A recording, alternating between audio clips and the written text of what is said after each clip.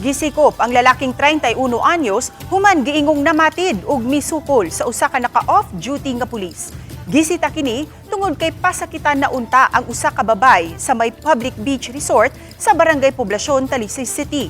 Sa pakisusi sa kapulisan niadtong Martes, nabantayan sa off-duty pulis ang kagubot daplin sa baybayon. Nag-away pa ang babay ug ang giingong hubog na lalaki dihang nadapatan na unta niini ang babay ug gisita kini sa pulis. Apan inay maminaw, gipatira niini ang pulis ug gihagit ug sinukmagay.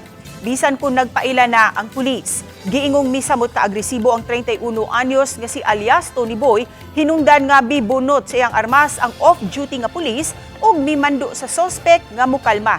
Dali ra hinuong mikalma ang sakop.